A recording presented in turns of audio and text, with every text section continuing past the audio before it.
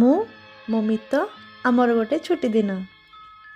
ଆରେ କ'ଣ ହେଲା, ଝିଅଟା ଆମର ଗାଳି ଖାଇଲା।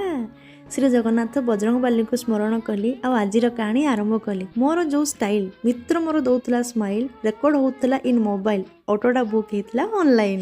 ରେ ଆମ ନଖରା କ'ଣ ଭାବୁଥିବ ଏ ଅଟୋ ଭାଇନାଟା ବିଚାରା। ଆଗ ହେଇଗଲା ପେଟ ପୂଜା, ନହେଲେ କେମିତି ନବ ମାର୍କେଟ ବୁଲିବାର ମଜା, ମିଳିଯିବ ଯେ ପୁରାପୁରି ସଜା। ବିଗତ ଦିନରେ ଦେଇଥିଲି କଥା ଏଇ ମହିଳା ମିତ୍ରକୁ, କେବେ ନା କେବେ ଯିବି ତୋ ସହିତ ନିହାତି ଡେଲି ମାର୍କେଟ ବୁଲିବାକୁ। ତରେ ଏ ଡେଲି ମାର୍କେଟ ବୁଲିବା ମୋ ପାଇଁ ଭାରି କଷ୍ଟକର କାମ। ସେଥିପାଇଁ ଆମ ଝିଅ ଗୋଷ୍ଠୀ ମୋତେ ସବୁବେଳେ କୁହନ୍ତୁ, ଗୋଟେ ଝିଅ ନା ସେଟା ଗୋଟେ ପୁଅର ମନ।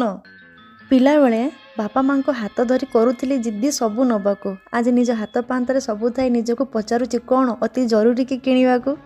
ବାଇକ୍ ପଛରେ ବସିଲେ ଆମକୁ ଗଣିବାକୁ ପଡୁଛି ପଇସା, କି ଭାଗ୍ୟ ସେଇ କଣ୍ଢେଇ ମାନଙ୍କର। ମୋତେ ଦେଖିକି ହଉଥିଲା ଭାରି ଈର୍ଷା। କିଛି ବାଟ ଗଲା ପରେ ଦେଖିଲେ ଗୋଟେ ପିତ୍ତଳ କାରୁକାର୍ଯ୍ୟର ଦୋକାନ। ଦରଦାମ ଶୁଣି ନିଜର ରେଞ୍ଜ ବାହାର ବୋଲି ହେଇଗଲୁ ମନେ ମନେ ଅପମାନ।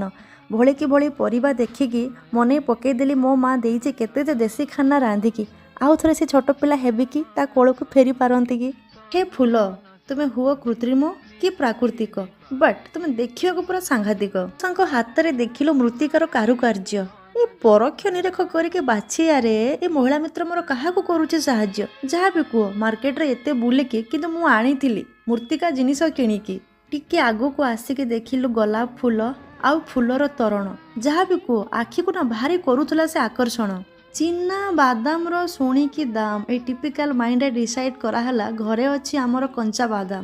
ହାୟାର ହେଲା ଅଟୋ, ମାଡ଼ିଗଲୁ ଆଉଟ୍ ଡେଲି ମାର୍କେଟ। ତାର କାରଣ ହେଉଛି ମହିଳା ମିତ୍ର ଭାରି ଚାଲାକ। ସେ ଜାଣିଛି ପ୍ରଜ୍ଞା ତରଫରୁ ଆଉ ମିଳିବନି ଏମିତି ସୁଯୋଗ ଅବାକ।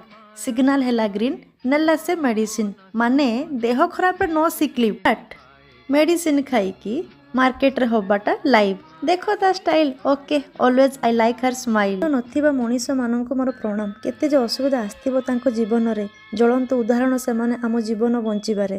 ମିରରେ କ୍ୟାପଚର କଲି ସମୟ ଫ୍ୟୁ, ଦେନ୍ ମୋ ସାଙ୍ଗଠୁ ନେଲି ଜତା ଉପରେ ଭ୍ୟୁ ରିଭ୍ୟୁର ଇଣ୍ଟରଭ୍ୟୁ।